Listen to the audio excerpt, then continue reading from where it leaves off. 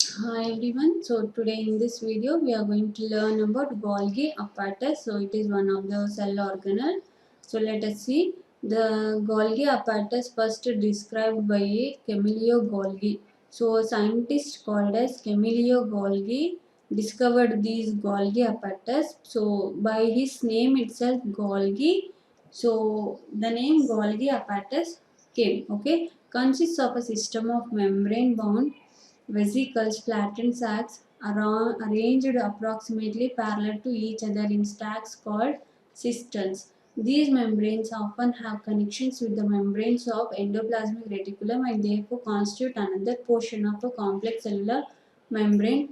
So if you go for the figure here, so here you are going to see the endoplasmic reticulum, right? Here you are going to see the endoplasmic reticulum.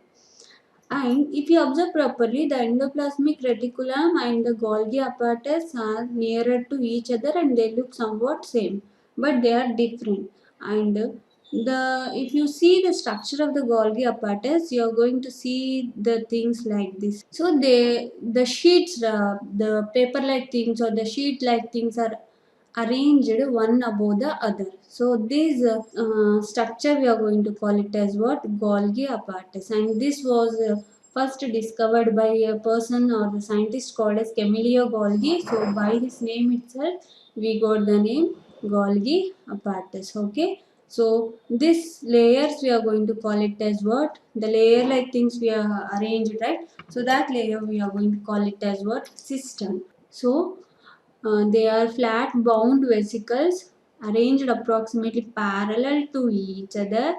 So they are parallel to each other in stacks. Stacks are nothing but one above the other. And that stack we are going to call it as what? Cistern.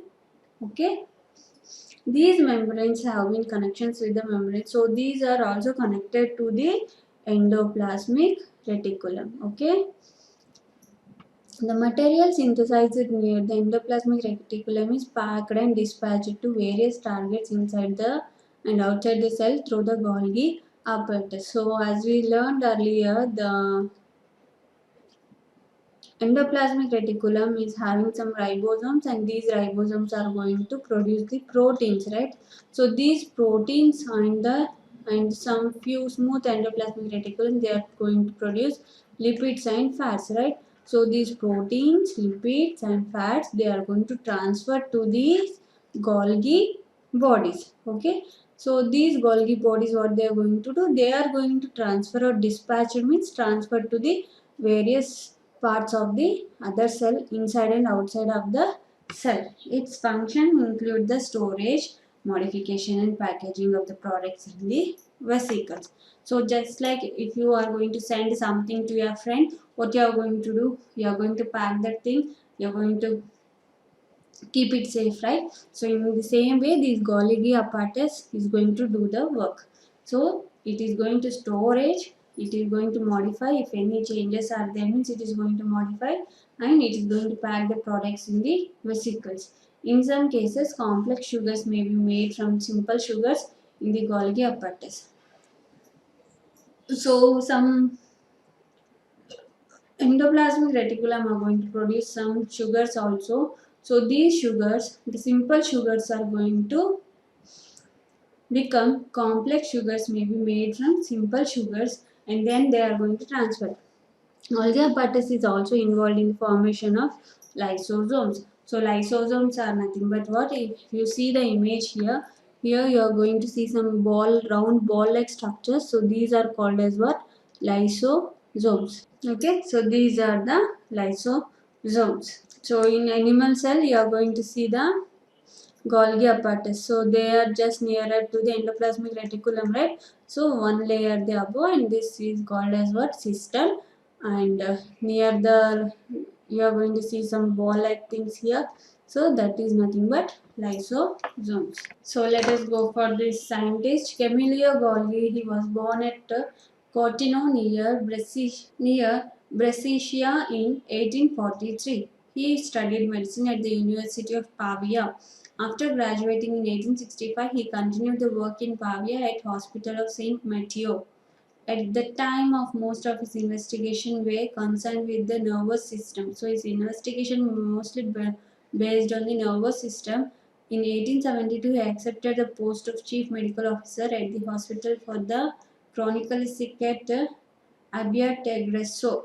Okay, so he first started his investigations into the nervous system in the little kitchen of this hospital, which he had converted into a laboratory. So in kitchen he did the research thing, and he then converted that kitchen into a laboratory. However, the work of the greatest importance which Golgi carried out was revolutionary method of staining individual nerve and cell structures. So he identified this Golgi, and this is the very useful thing he did. So this method is referred to as the black reaction. Okay, this method uses a weak solution of silver nitrate and particularly valuable in tracing the processes on the most delicate ramifications of the cell.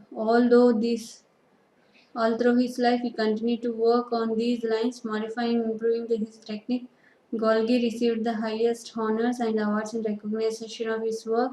He shared the Nobel Prize 19 with Santiago Ramon Cajal for their work on structure of the nervous system. So basically, he worked on the nervous system. So he stained some nervous system and the cell structures.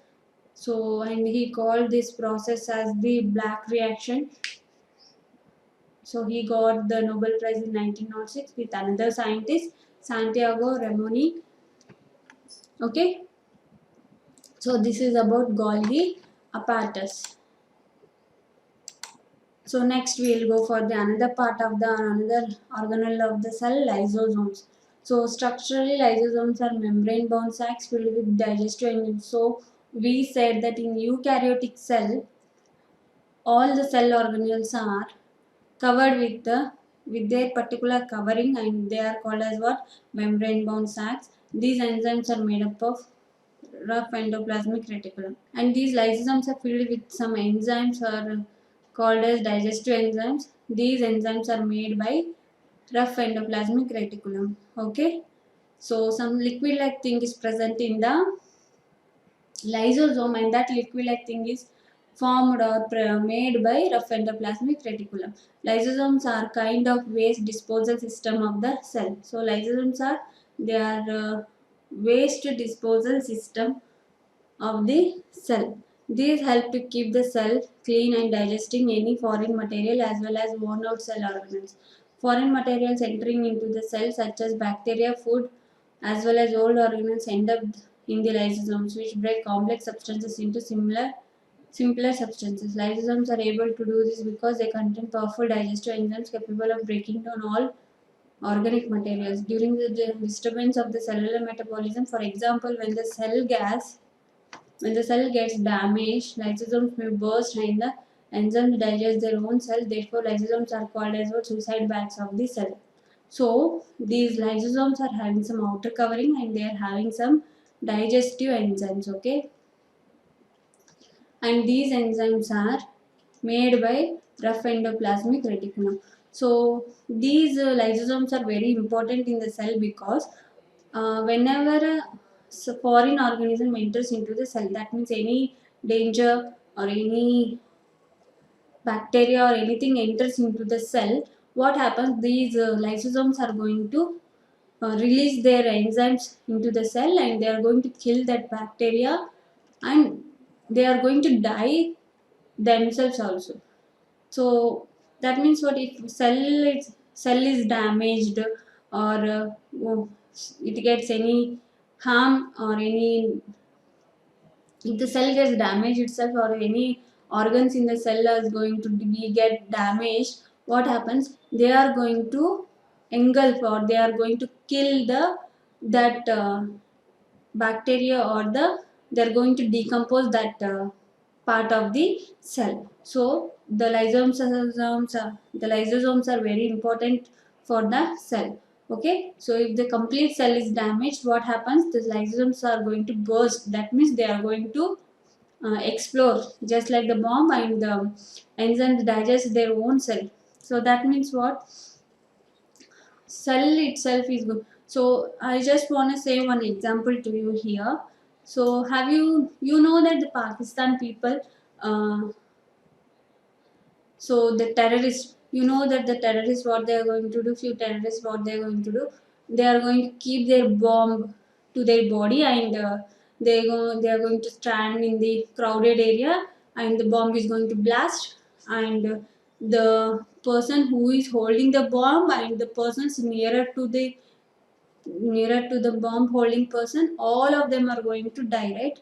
So he himself is going to do suicide.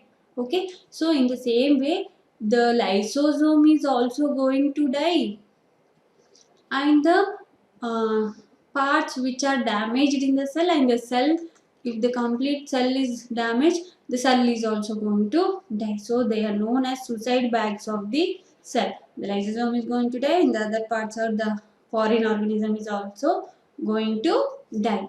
Got it? So thank you for watching the video. If you have any doubts regarding this, you are going to comment me, and I'm going to answer you. So thank you for watching the video.